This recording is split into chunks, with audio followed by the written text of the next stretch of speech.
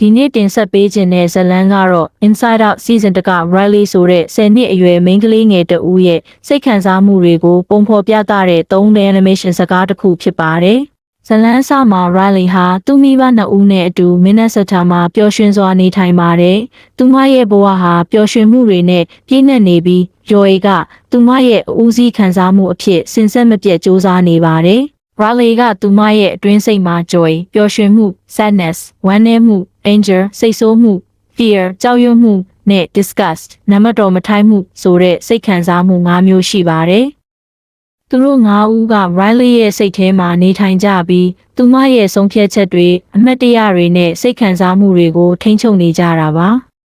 ဒါပေမဲ့တနေ့မှာသူတို့မိသားစုဟာ San Francisco ကိုပြောင်းရွှေ့ရပါတော့တဲ့အသက်အဆန်းပြောင်းလဲမှုတွေနဲ့ရင်ဆိုင်လာတဲ့အခါမှာ Riley ရဲ့စိတ်ထဲမှာသွာလာနေတဲ့ခံစားမှုတွေဟာပိုပြီးရှုပ်ထွေးလာပါတယ်။ပြောင်းရွှေ့လာပြီးတဲ့နောက်မှာ Riley ဟာတငယ်ချင်းအစ်စ်တွေမရအိမ်သစ်မှာအဆင်မပြေတာမိဘတွေနဲ့တခါတရံနားမလည်မှုတွေရှိတာကြောင့်ဝမ်းနည်းမှုတွေစိတ်ဖိစီးမှုတွေကိုကြုံတွေ့လာရပါတယ်။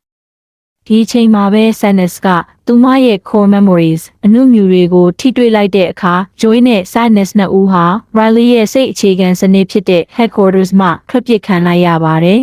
။ Joy နဲ့ Sadness ဟာ core memory တွေကိုပြန်လည်ရယူဖို့နဲ့ headquarters ကိုပြန်ရောက်ဖို့ခက်ခဲလာတဲ့ခရီးကိုချီတက်ကြပါတယ်။ခရီးတစ်လျှောက်မှာသူတို့က Riley ရဲ့အိမ်မက်ကျွန်းတီထွင်မှုကျွန်းမိသားစုကျွန်းနဲ့စိတ်သက်ကျွန်းစတဲ့စိတ်အဆင့်ဆင့်တွေကိုဖြတ်တန်းရပါတယ်။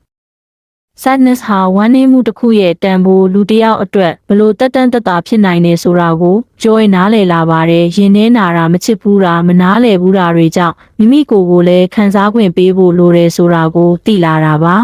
။နောက်ဆုံးမှာ Joy နဲ့ Sadness ဟာ headquarters ကိုပြန်ရောက်လာနိုင်ပြီး Riley ကိုသူမရဲ့မိဘတွေနဲ့ပြန်လည်ချစ်ခင်မှုနဲ့ချဉ်ကပ်ဖို့အထိကူညီနိုင်ခဲ့ပါတယ်။ဒီဇာတ်လမ်းကအဓိကပြောချင်တာကလူတစ်ယောက်ဟာပျော်ရွှင်မှုတစ်ခုတည်းနဲ့ဘဝတစ်ခုလုံးမဖြတ်တန်းနိုင်ပါဘူး။ဝမ်းနည်းမှုကလည်းလိုအပ်တဲ့ခံစားချက်တစ်ခုဖြစ်ပြီးစိတ်ပိုင်းဆိုင်ရာကျန်းမာရေးအတွက်အရေးကြီးပါတယ်။ဇိုင်ဒါကတဆင့် Disney နဲ့ Pixar ဟာမိသားစုတွေအတွက်တက်တန်းတက်တာဖြစ်စေတဲ့တန်ဖိုးရှိတဲ့သင်ခန်းစာကိုပေးလိုက်ပါတယ်။